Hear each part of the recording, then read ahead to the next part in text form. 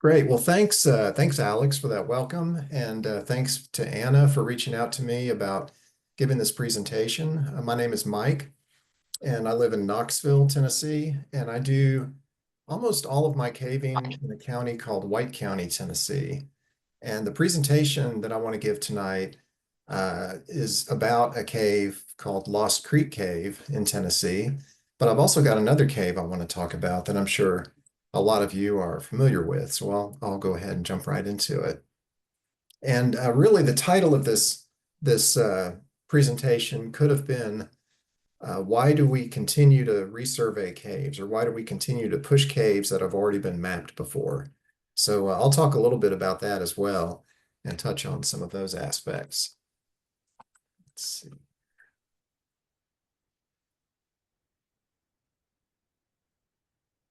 Slides are not advancing. Okay, there we go.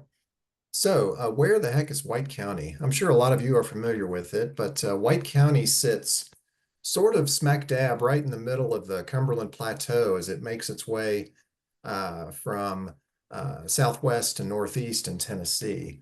And I just reached out to Gerald Money, and he informs me that White County now has 1,365 known caves, which is quite a lot, actually. It's by far the most populous cave county in Tennessee. And so Lost Creek Cave is one of the premier caves of White County. It's known for years as a long horizontal cave with a big waterfall in the back of it. It's been heavily visited over the years. It's had a lot of cultural use by Native Americans. It was mined for saltpeter during the Civil War.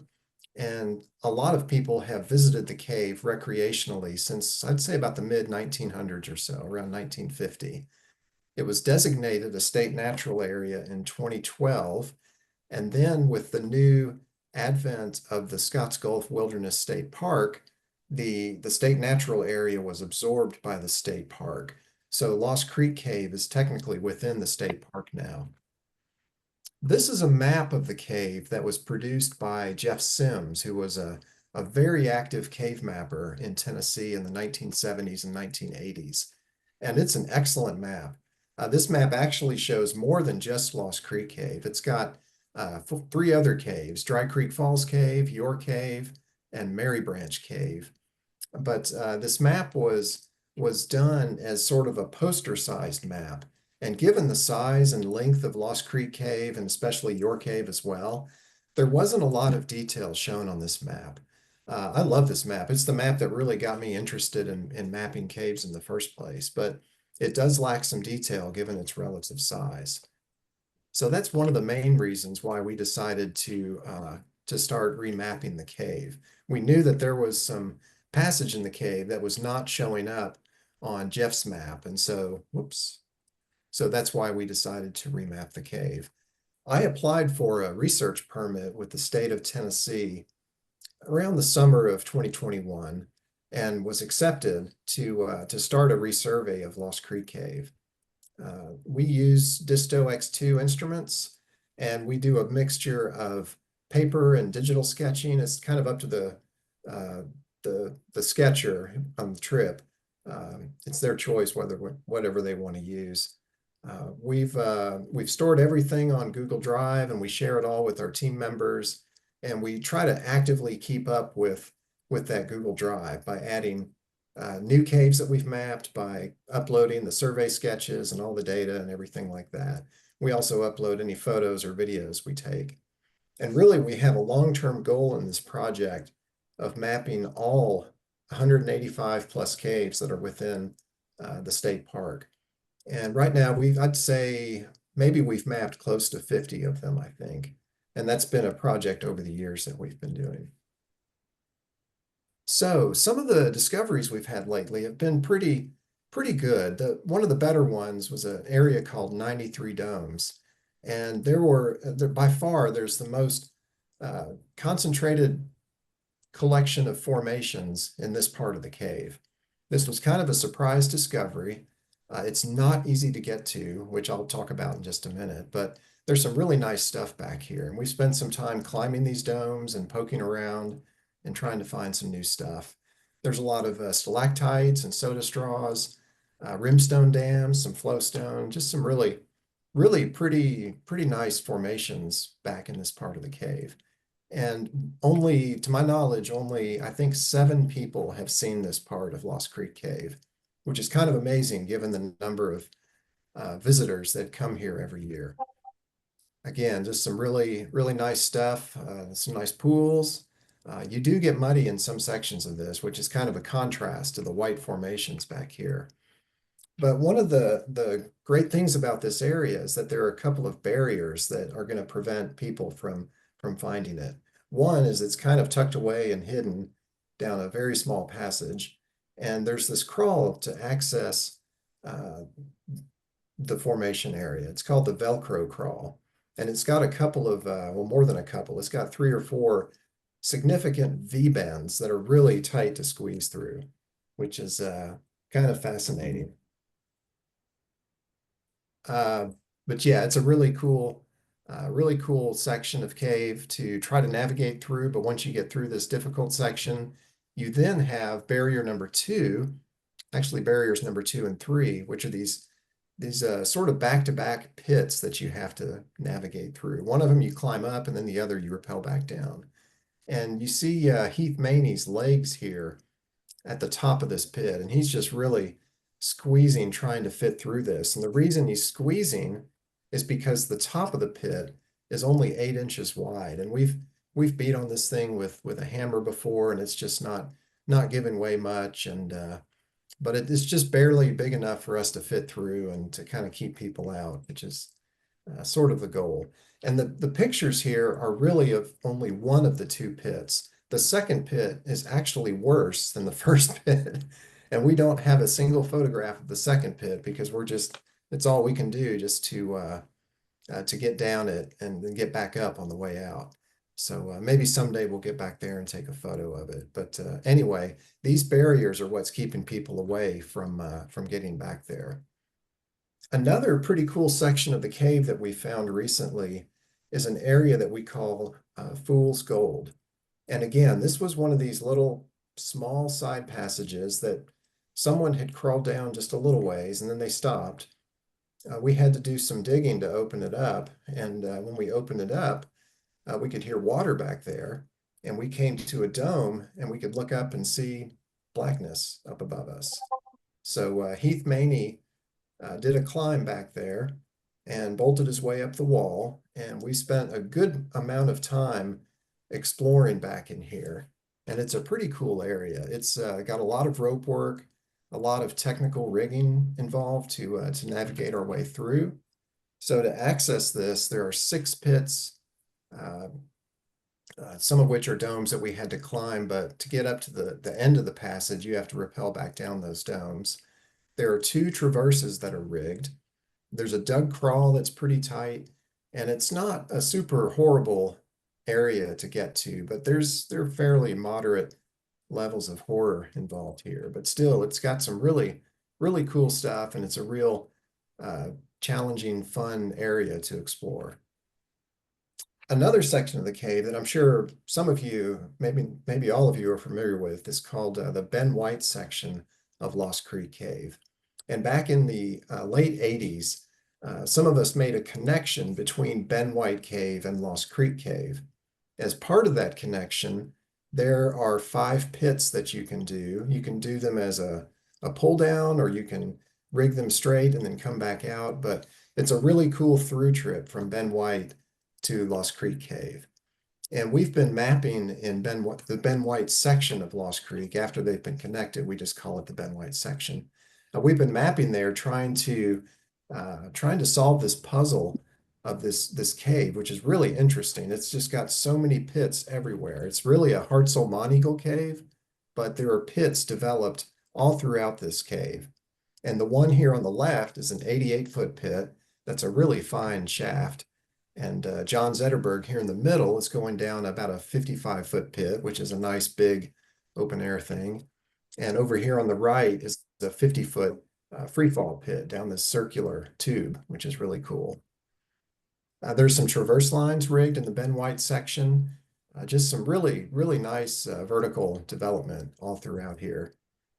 But one other characteristic of the Ben White section, except for the through trip route where you go in the one entrance and come out in Lost Creek Cave, much of the cave can get really drippy during certain times of the year, which causes a lot of muddy, muddy nastiness that you have to go through to navigate the cave. But we actually just did a trip this past weekend, and we had discovered a 75-foot virgin pit in the cave. And then we went back on Saturday, this past Saturday, to explore it and map it.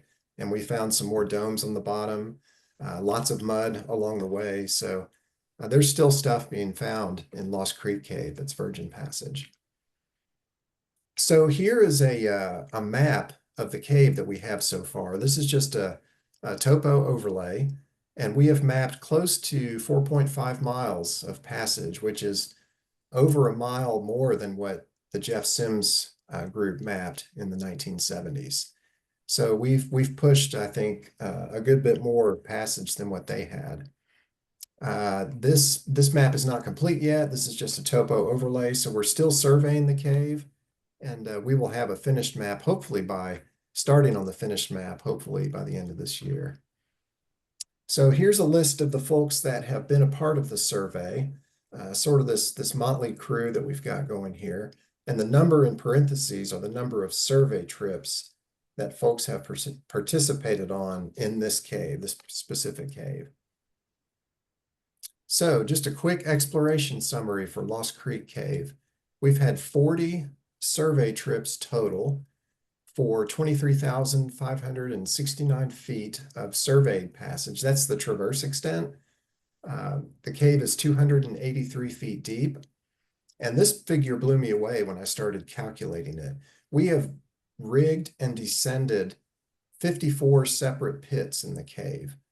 For a cave that's known as a horizontal cave, that's pretty spectacular to have that number of pits. A lot of them, granted, are fairly small, but still, it's pretty nice to have that many pits in one cave. We've climbed 11 domes, and that's been either Heath Maney or John Zetterberg that have climbed the domes for us. We've rigged 5 traverses, and we still have approximately 1,500 feet, maybe 2,000 feet left to survey in Lost Creek Cave.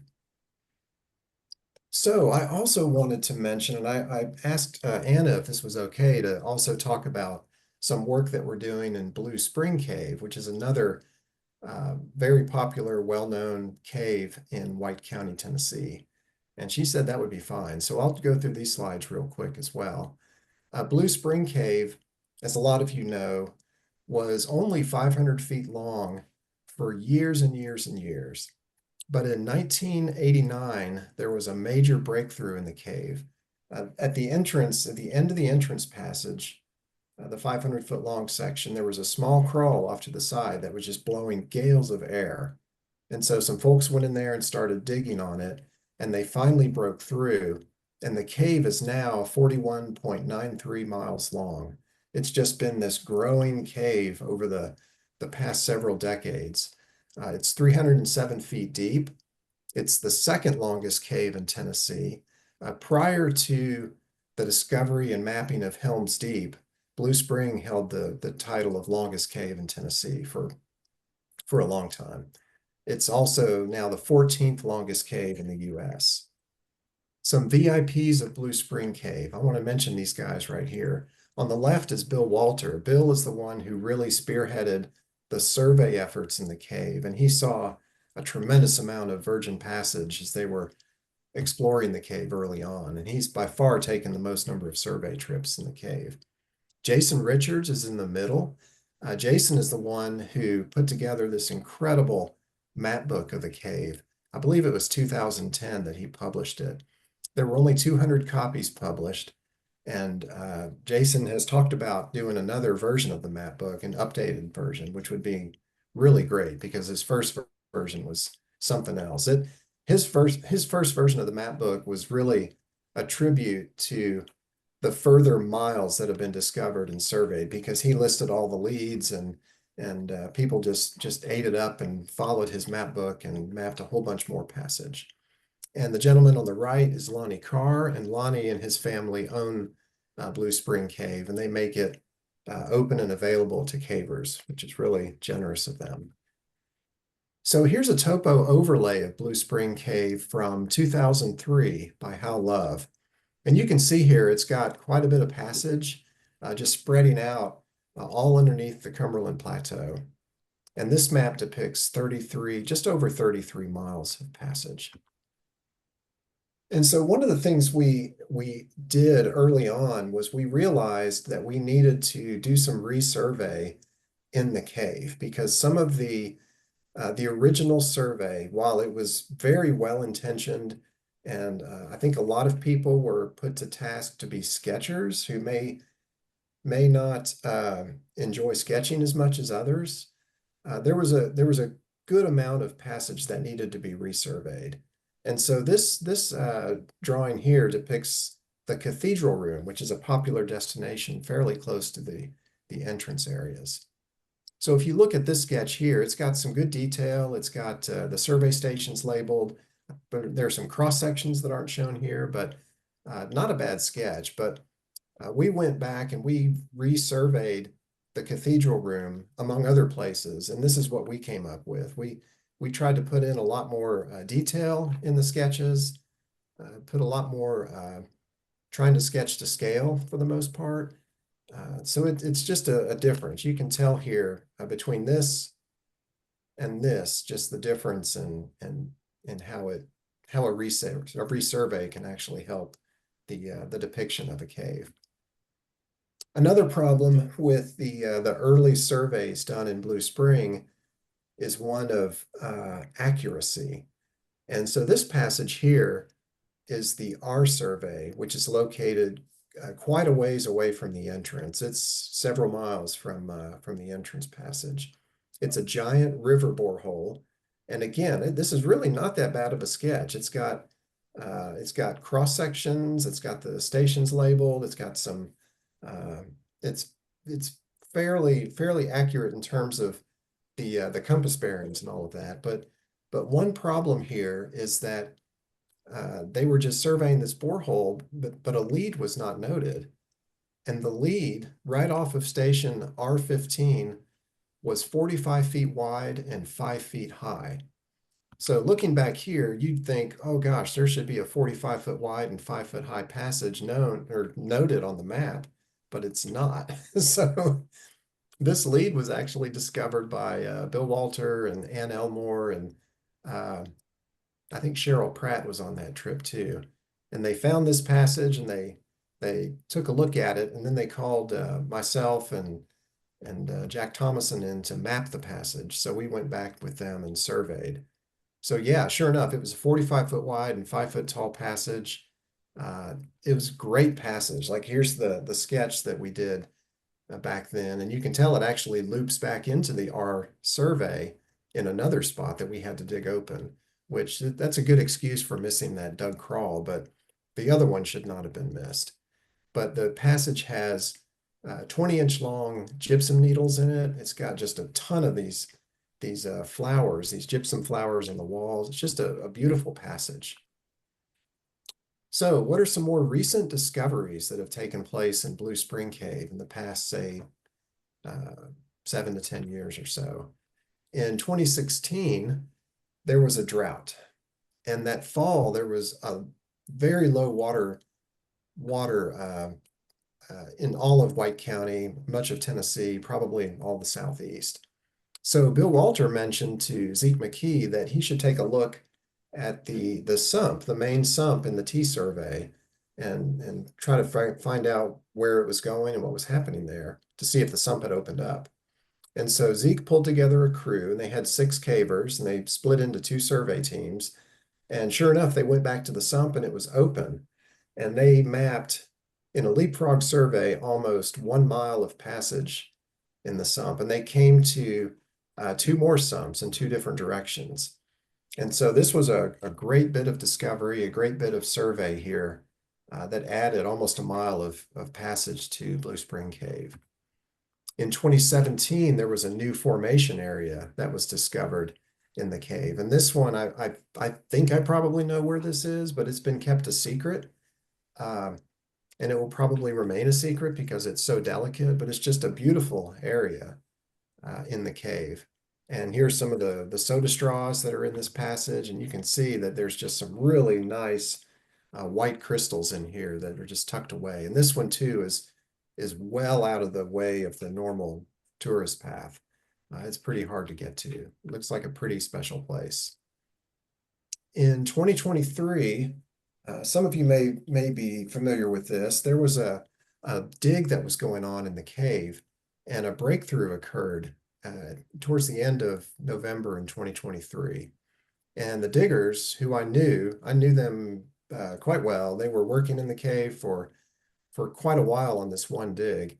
And they kept asking me if I wanted to join them. And I said, well, I'm more of a surveyor than a digger, but if you need it surveyed, just let me know. And so I got a call one evening, and Tim Bratcher told me that they had broken out into this huge black borehole, and would I be interested in returning? And I said, yeah, I'd love to go back. So the trip happened in January of 2024, and this was just a photo from my cell phone that I took with some LED lights that I had with me. So it's a massive, massive borehole. And you can see here, here's the sketch, the survey sketch that we came up with. The scale is up in the upper right corner.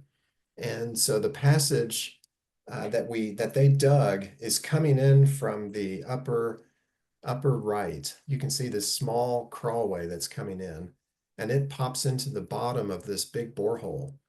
And one of the things that they encountered in the dig was the borehole had this huge sand slope. And as they were trying to dig up into the borehole, the sand kept pouring into the crawlway and covering them up in sand. So they finally had to kind of keep digging a little bit more and work their way up into the borehole. But it's a great discovery. It's probably 100 feet wide, the first room 100 feet wide, maybe 175 feet long, and it just goes for quite a ways. We surveyed over 1,000 feet of passage here, a lot of upper stuff and little crawls in the breakdown. And we did find where the air was coming from, and it's a good dig in itself. It's got tons of air coming out of this one spot, and it's going to take some effort. And there's already talk of maybe going back to dig there. But again, it's a great discovery. I should have mentioned early on in the presentation too that all the photos in the presentation are mine, except those that are marked as someone else's. And so Bob Biddix took this photo here of the new room, and we call it Ghost Wind Borehole. So we've continued to take mapping trips deeper into the cave. One of my beliefs is that as the cavers were going deeper and deeper in the cave, the trips were a lot more taxing and challenging. And it's easy, I think, for cavers to perhaps miss some leads that may have been there, but were not easily pushed, or it may have been the end of the day, the end of a long trip, and you just didn't really feel like crawling down this small hole. And so we've tried to take more trips deeper into the cave to try to find some leads. And these are just some examples of what we've found. The sketch here on the left is an upper level that only one person had been in before, but it had not been surveyed. So we surveyed over 250 feet of this 20-foot wide and 3 to 4 foot tall passage. That was a lot of stoopway and hands and knees crawl. And it was a nice passage. It was very dry, had lots of formations and crystals in it. The passage here on the right was a virgin side lead that was right off one of the main thoroughfares in the cave. And we pushed through this and got into a small room with lots of needles and lots of crystals. And there was a dig, but there was no airflow coming out of it. But still, it was a virgin passage in a cave that had been heavily visited over the years. Another discovery that is really kind of fascinating that we found are some trackways in the cave. And given the location of where these are in borehole passages that are super, super dry, that have not seen water in them for thousands of years, most likely. We believe that these are Pleistocene animals that were back here. The tracks on the left have been identified as a pine marten, which is no longer it's extinct in this part of the world. So the last time pine martens were here were in the Pleistocene, at least over 12,000 years ago. And the trackways on the right are likely from a hare or a lagomorph. So yeah, some really cool trackways back there. We've tried to get some paleontologists to visit the area. We might have one lined up here soon, so maybe some more on that in a bit. But I did want to shout out PSA, and I'm trying to get the word out to all the grottos or anyone who's visiting the cave, Blue Spring Cave. This is in Sandland, and we've noticed an increasing number of people like getting off trail. And in this instance, people are making snow angels, and you can see they're kind of working their way into the untracked sand. And if you notice, right up by the head of that snow angel are some animal tracks. And again, these are likely 12,000-year-old animal tracks. So I just want to get the word out that if you know folks that are going to Blue Spring and they're going deep in the cave, back in this section of the cave, please stay on the trail as best as possible. And I've got a slide here illustrating this, so you can see the cavers here. They're on the established trail, which is actually quite wide. I wish it was narrower than this, but notice here over on the left where someone has just walked on untrodden sand, and they've likely walked across a lot of these old trackways. So please, if you can, stay on the established trails in Blue Spring Cave. So some of the recent mappers that have been involved in the project, here's a list of the folks, and we're continuing to take more trips back there, and it's a long trip, and I'm always beat after the trips and sleep well that night, but they're a lot of fun, and it's well worth the effort, I think, to go back there. So here's the latest map of Blue Spring Cave. And I do want to shout out the data managers, myself, and also Jason Richards. We've kind of been working together to take the data and to put it in a format that's in Compass. I know that Jason had preferred walls for years, but I use Compass. So now we've got the data in two different cave survey programs, and so we've got the 41.96 miles in Compass now, and it's all in fairly good shape. So yeah, here's the map of the cave, what we currently have, and hopefully it will continue to grow. So that is my presentation, and I want to thank all of you for your attention, and I'm happy to take questions. I'll go ahead and stop sharing here and just see if anyone has any questions for me.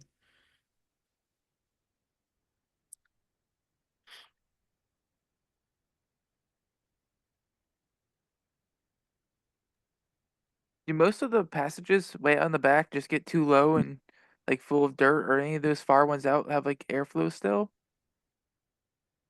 Yeah, there's a fair amount of airflow in the back of the cave.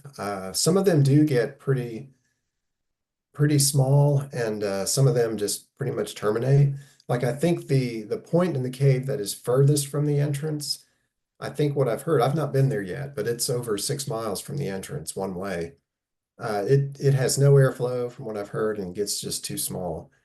But some of them, maybe not that far back, but are still pretty far away from the entrance. I believe they get quite a bit of airflow in them, and some of them might be close to an entrance on the surface, which would make for an interesting through trip. But yeah, they get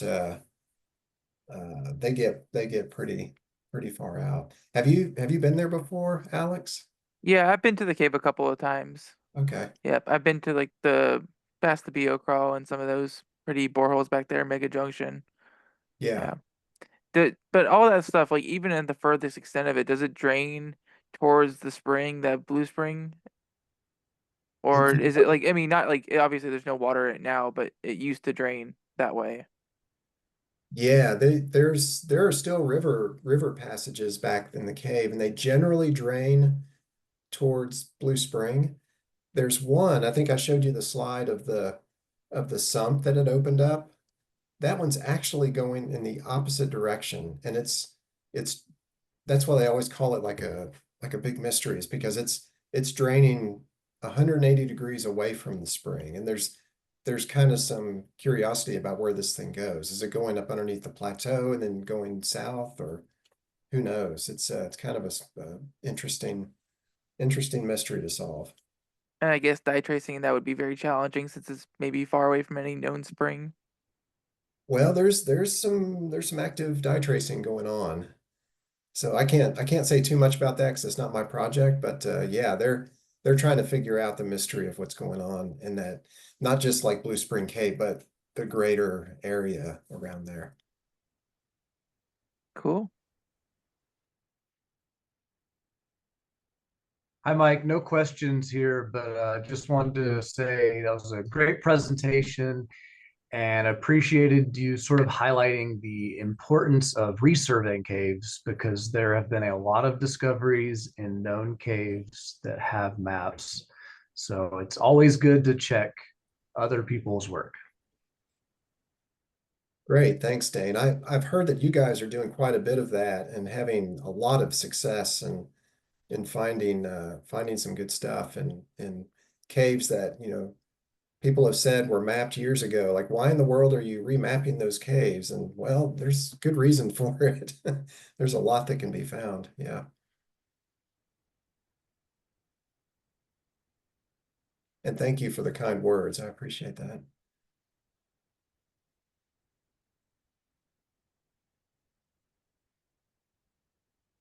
Anything else?